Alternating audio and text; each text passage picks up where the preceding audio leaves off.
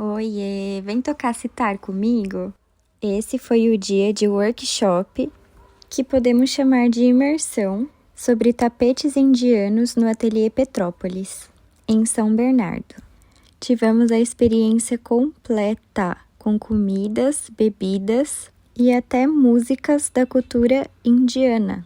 Vocês sabem como eu amo história e imaginem só como eu fiquei lá, né?